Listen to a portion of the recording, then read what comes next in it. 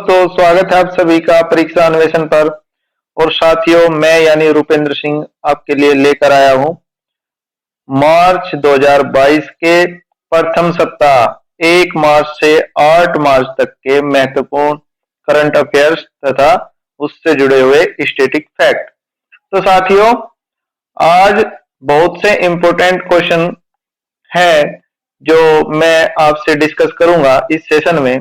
तो चलिए अपनी कॉपी और पेन तैयार करके रखिए और शुरू करते हैं आज का अपना सेशन। तो आज का हमारा पहला क्वेश्चन है कि जम्मू कश्मीर में बैंगनी क्रांति किस पौधे की खेती को बढ़ावा देने के लिए शुरू की गई है? तो साथियों, इसका आंसर है लेवेंडर। लेवेंडर की खेती के लिए बैंगनी क्रांति जम्मू कश्मीर में शुरू की गई है। तो साथियों, लेवेंडर एक तरह का पादप होता है, एक तरह का पादप यानी कह सकते हैं हम पुदीने के टाइप का पौधा है। और इसका प्रयोग सजावट के लिए, साथ साथ में इसके तेल का प्रयोग होता है इत्र बनाने के लिए। ठीक है जी। और इसके अलावा खाना बनाने के लिए मसाले के तौर पर भी कहीं पर मसाले के तौर पर प्रयोग होता है और शहद बनाने के लिए प्रयोग होता है। ठीक है जी, ये चीज तो यानी मल्टीपर्पज, एक मल्टीपर्पज प्लांट है जिसकी खेती के बढ़ावे के लिए जम्मू कश्मीर सरकार ने बैंगनी क्रांति शुरू की है, ये समझ सकते हैं साथियों। इसलिए तो सीधा सीधा क्वेश्चन भी आ सकता है कि बैंगनी क्रांति किससे संबंधित है? तो लेवेंडर के पौधे से संबंधित है। यह है राष्ट्रीय विज्ञान प्रौद्योगिकी मंत्रालय के माध्यम से CSIR IIM के अरोमा मिशन के तहत योजना है जो युवाओं के आय के स्रोत बढ़ाने में मदद करेगी। बैंगनी क्रांति के तहत जम्मू कश्मीर के डोडा जिले में पहली बार किसानों को मुफ्त में लेवेंडर के पौधे दिए गए। पहले लेवेंडर की खेती कर चुके लोगों को 5 से 6 की दर से प्रति पौधा दिया गया, 5 रुपए से 6 रुपए की दर से प्रति पौधा दिया गया है। तो साथियों, ये थी बैंगन क्रांति से संबंधित, यानी बैंगनी क्रांति किससे संबंधित है? लेवेंडर के पौधे से संबंधित है। चलिए नेक्स्ट क्वेश्चन देखते हैं। नेक्स्ट क्वेश्चन बहुत ही इंपॉर्टेंट क्वेश्चन है साथियों। ये है अंतरराष्ट्रीय रबड़ अध्ययन समूह। अंतरराष्ट्रीय रबड़ अध्ययन समूह का गठन कब किया गया? साथियों, ये किया गया 1944 में और इसका मुख्यालय है जी सिंगापुर में। मुख्यालय कहाँ है? ये रहा सिंगापुर। मुख्यालय इसका सिंगापुर में है। और साथियों, इसकी स्थापना की गई थी 1944 में। हाल ही में अंतरराष्ट्रीय रबड़ अध्ययन समूह IRSG के अध्यक्ष पद पर भारतीय रबड़ बोर्ड के कार्यकारी निदेशक KN राघवन को चयनित किया गया है। अध्यक्ष के रूप में राघवन अगले 2 सालों तक IRSG में सेवाएं देंगे। वह इस वर्ष की 31 मार्च को सिंगापुर में होने वाले प्रतिनिधि मंडल के प्रमुखों की बैठक करेंगे, यानी बैठक की अध्यक्षता करेंगे। तो साथियों, अब एक क्वेश्चन आपके माइंड में चल रहा होगा कि आखिरकार यह समूह जिसको अंतरराष्ट्रीय रबड़ अध्ययन समूह कहा जाता है, यह है क्या? दरअसल ये एक ऐसा समूह है जो कस्टमर तथा जो इसका व्यापार होता है, व्यापारी होते हैं, उनके बीच में कार्य करता है एक रेगुलेटरी अथॉरिटी के रूप में। ठीक है। और इसके कौन कौन सदस्य है मैं आपको बताता हूं। इसके सदस्य है जी, इसके सदस्य है भारत,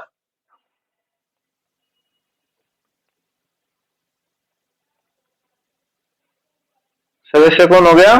भारत नंबर 1। फिर है नाइजीरिया, नोट करते रहिएगा, नाइजीरिया। नेक्स्ट है रूस, फिर है सिंगापुर, नोट करते रहिएगा। भारत, नाइजीरिया, रूस, सिंगापुर, 4 हो गए। इसके बाद में नेक्स्ट है जी श्रीलंका, ये इंपॉर्टेंट है। और इसके अलावा कैमरून,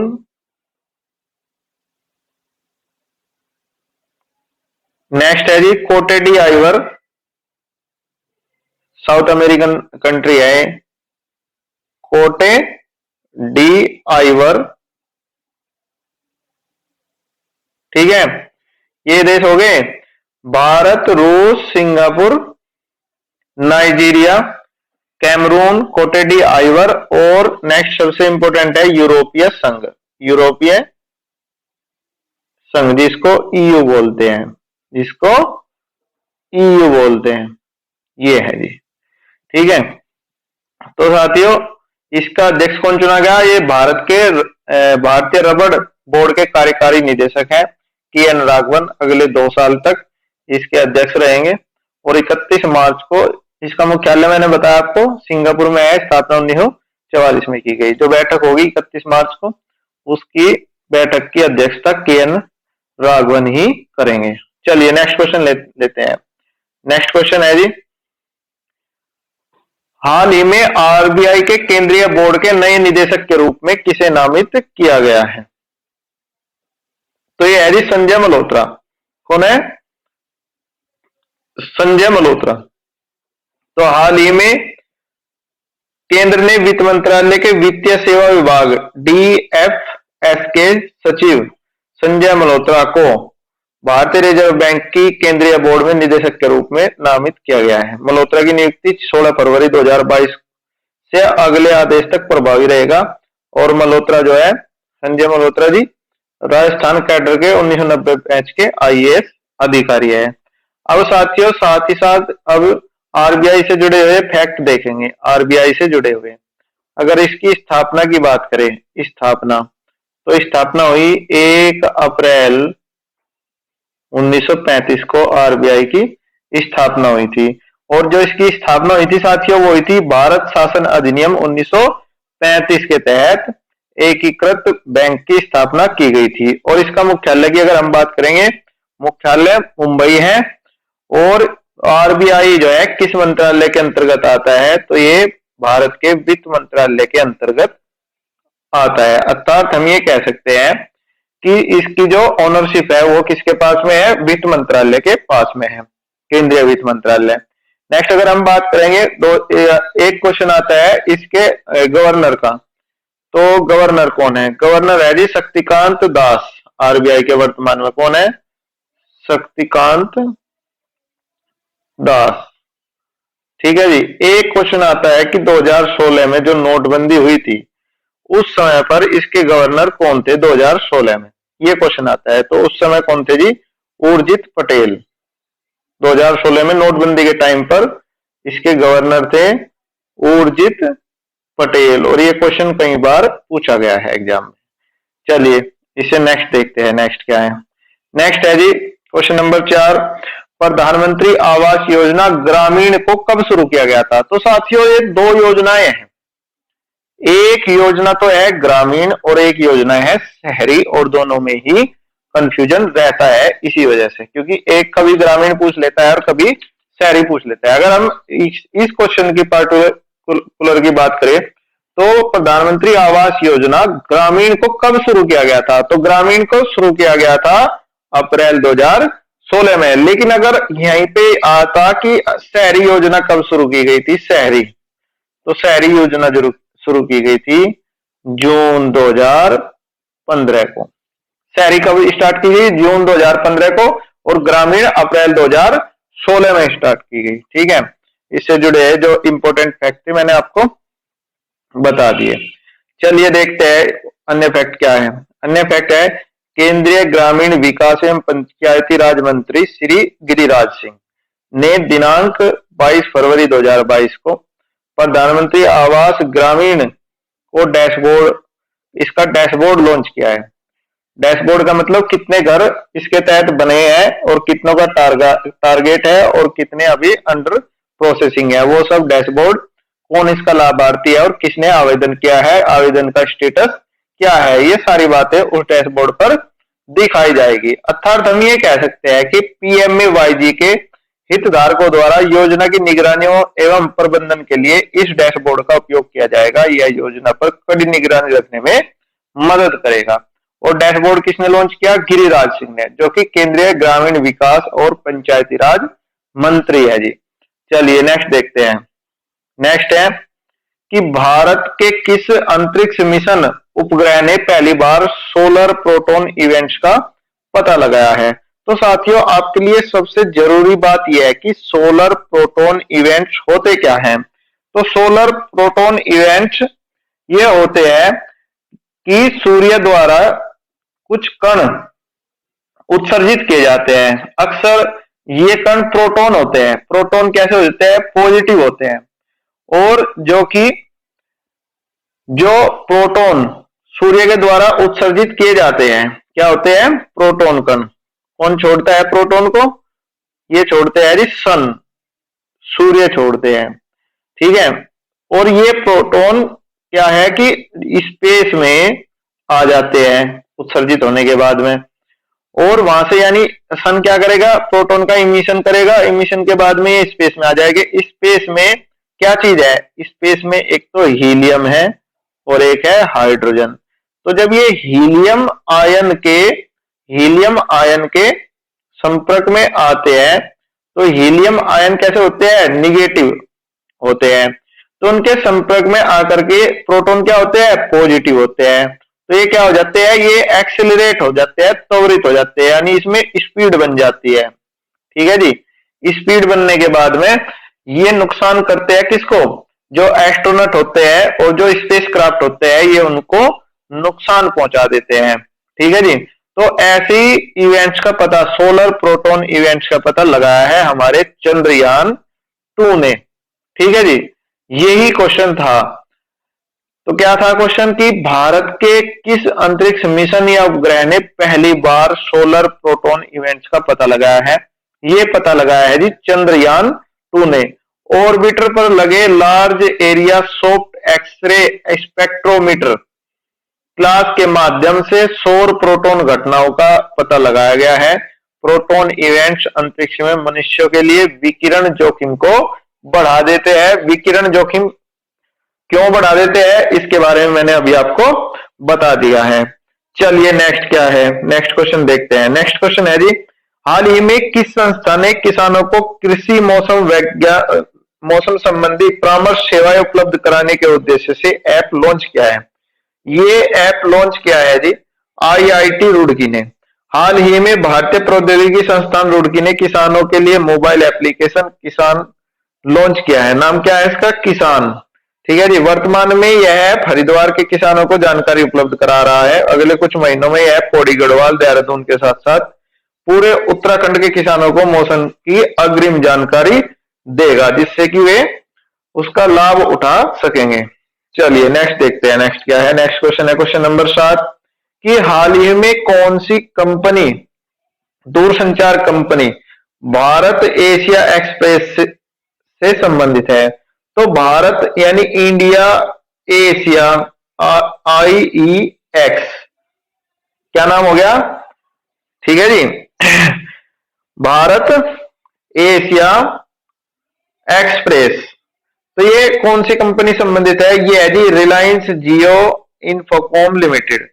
रिलायंस जियो इन्फोकॉम लिमिटेड ने हाल ही में अगली पीढ़ी के multi terabit India Asia express under sea cable system को हुमेल मालदीव में उतारने की घोषणा की है। ये मालदीव का छोटा सा द्वीप है।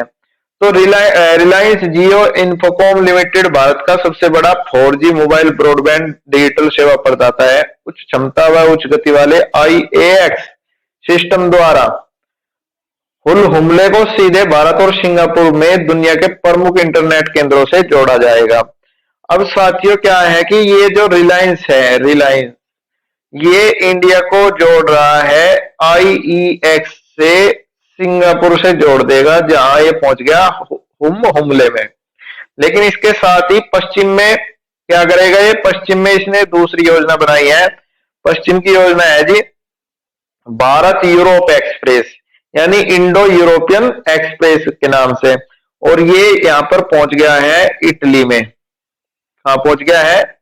यूरोप में, इटली में पहुंच गया है। अगर एशिया में बात करें तो सिंगापुर में। ठीक है ना, ये इसकी आगामी योजना है और ये स्पीड देगा लगभग 100 Gbps। ठीक है ना, 100 GB/सेकंड की स्पीड। इतनी स्पीड के लिए ये अंडर सी केबल जो है बिछाए जा रहे हैं समुद्र के अंदर। चलिए नेक्स्ट देखते हैं। नेक्स्ट है जी, देश के बाहर भारत की पहली आईआईटी शाखा किस देश में स्थापित की जाएगी? तो ये की जाएगी जी यूएई में, संयुक्त अरब अमीरात। इसकी राजधानी है आबू धाबी। Abu Dhabi. कभी कभी कंफ्यूजन होता है कि हम यूएई की राजधानी या तो शारजाह को मान लेते हैं और या मान लेते हैं दुबई को, जबकि वे बिल्कुल अलग है। ठीक है, तो यूएई संयुक्त अरब अमीरात की राजधानी क्या है? आबू धाबी है। और ये कंट्री ऐसी है जो ईरान और कतर और फारस की खाड़ी से अपनी सीमा साझा करता है। तो हस्ताक्षरित व्यापक आर्थिक भागीदारी समझौता दोनों देशों के मध्य सभी क्षेत्रों में संयुक्त रणनीतिक सहयोग के एक नए चरण की शुरुआत करेगा। इसके साथ भारत यूएई सांस्कृतिक परिषद भी स्थापित किया जाएगा ताकि सांस्कृतिक परियोजनाओं, क्रॉस सांस्कृतिक आदान प्रदान, प्रदर्शनियों को सुविधाजनक बनाया जा सके और उनको बढ़ावा दिया जा सके। चलिए जी, नेक्स्ट है एक किताब है जो बहुत ही चर्चित किताब है। इसका नाम है हिंदुत्व, हु इज हिंदू। पुस्तक के लेखक कौन थे? दोबारा से चर्चा में आ गए, लेखक तो बहुत पुराने थे। इनका नाम था विनायक दामोदर सावरकर। तो भारत में प्रतिवर्ष 26 जनवरी को स्वतंत्रता सेनानी वीर सावरकर की पुण्यतिथि, 26 फरवरी को इनकी पुण्यतिथि मनाई जाती है। इनका जन्म 28 मई 1883 को नासिक महाराष्ट्र में होता है। ये इंपॉर्टेंट है।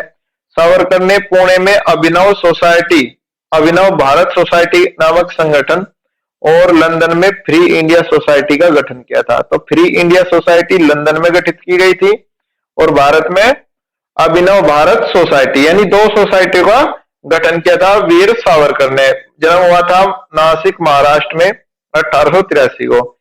तो जो वार हुआ था 1857 का, ठीक है जी, 1857 की जो क्रांति थी, उस क्रांति को भारत का प्रथम स्वतंत्रता संग्राम इन्होंने ही कहा था। भारत का प्रथम स्वतंत्रता संग्राम, ठीक है जी, किसने कहा था? 1857 की क्रांति को इन्होंने कहा था, विनायक दामोदर सावरकर ने। तो कई सारे क्वेश्चन यहां से निकल जाएंगे, आप लोग नोट कर लीजिएगा। नेक्स्ट है कि हाल ही में कौन सा देश साइक्लोन एमनेटी से प्रभावित हुआ है? साइक्लोन एमनेटी का मतलब हो जाता है कि साइक्लोन किसी के पीछे पड़ गया, साइक्लोन किसी के पीछे पड़ गया। और ये देश है जी मेडागास्कर। आपको पता होगा ये अफ्रीका का अगर ये नक्शा है तो साथ में ही, अफ्रीका का नक्शा आपने देखा होगा, ये ऐसा नक्शा है ऐसा करके, ठीक है जी। और एक ऐसा देश यहाँ पे है, ये हिंद महासागर का सबसे बड़ा द्वीप है। हिंद महासागर का सबसे बड़ा द्वीप है, ये है जी आपका मेडागास्कर। मेडागास्कर तो हिंद महासागर का सबसे बड़ा द्वीप ये है। अब न्यूज ये है कि बीते 5 हफ्तों में मेडागास्कर चौथे चक्रवात का सामना कर रहा है। हर साल नवंबर से अप्रैल के बीच का समय मेडागास्कर के लिए चक्रवातों का समय होता है। इससे पहले मेडागास्कर में साइक्लोन बैटसिराई आया था जिसमें 120 से अधिक लोग मारे गए थे। यानी साइक्लोन एमनेटी का सामना कौन सा देश कर रहा है? वो कर रहा है मेडागास्कर। चलिए, साउथ अफ्रीकन अफ्रीका महाद्वीप का देश है। अफ्रीका महाद्वीप का एक द्वीपीय देश है जो हिंद महासागर में है और ये क्या है? सबसे बड़ा द्वीप है हिंद महासागर का। चलिए नेक्स्ट बात करते हैं कि किस सांविधानिक निकाय ने हेल्थ स्टार रेटिंग प्रदर्शित करने की घोषणा की है? हेल्थ स्टार रेटिंग भारतीय खाद्य सुरक्षा मानक प्राधिकरण FSSAI ने, ठीक है, उपभोक्ताओं को आसान तरीके से उनकी खाद्य पैकेजिंग के बारे में जानकारी देने के लिए FSSAI ने हेल्थ स्टार रेटिंग प्रदर्शित करेगा।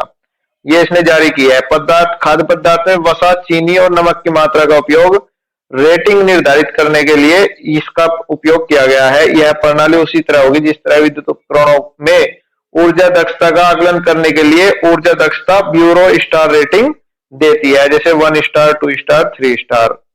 ठीक है।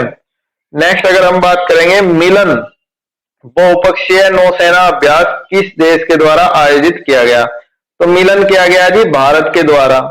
ठीक है, भारत का बहुपक्षीय नौसेना अभ्यास है। मिलन एक द्विवार्षिक अभ्यास है जिसमें भाग लेने वाले देशों के बीच सेमिनार, खेल, सामाजिक कार्यक्रमों, पेशेवर अभ्यास है। इस अभ्यास का पहला चरण 25 फरवरी से 28 फरवरी तक आयोजित किया जाएगा। दूसरा किया जाएगा 1 मार्च से 4 मार्च तक।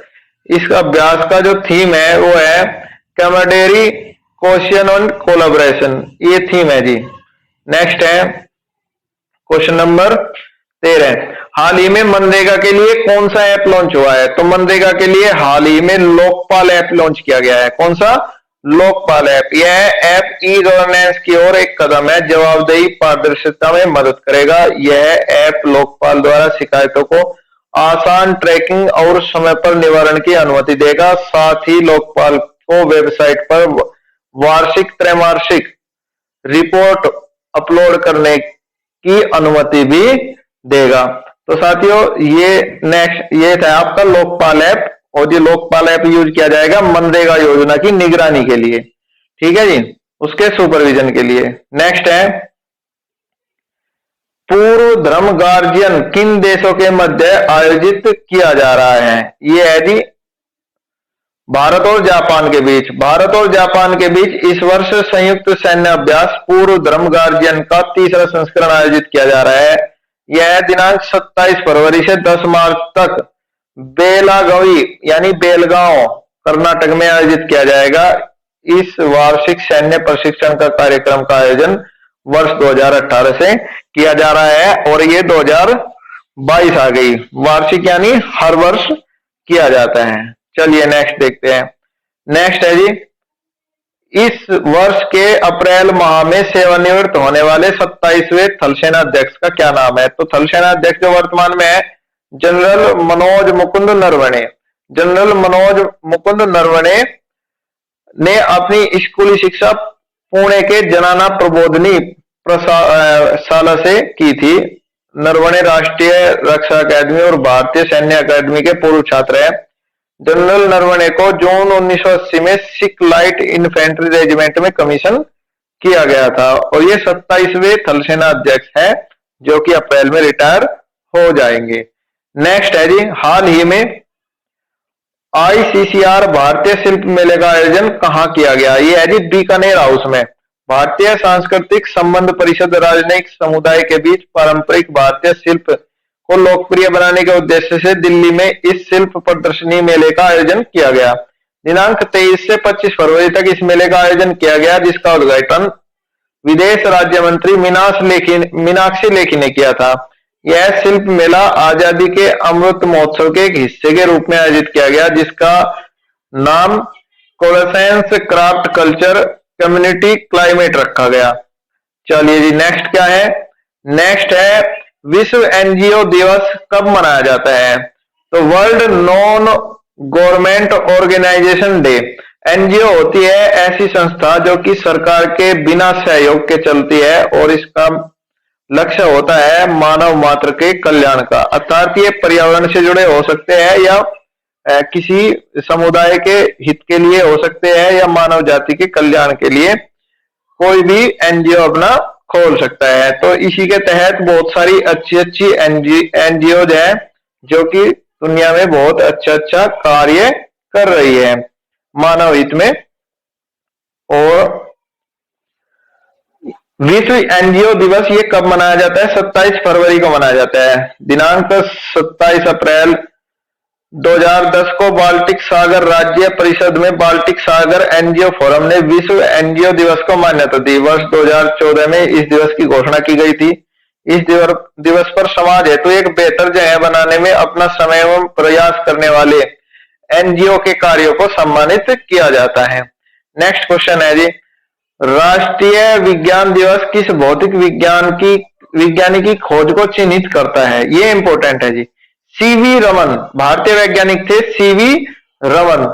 तो भारत में हर साल 28 फरवरी को राष्ट्रीय विज्ञान दिवस मनाया जाता है। केंद्र सरकार द्वारा इस दिवस की स्थापना वर्ष 1986 में राष्ट्रीय विज्ञान और प्रौद्योगिकी संचार परिषद की मांग के आधार पर की गई थी।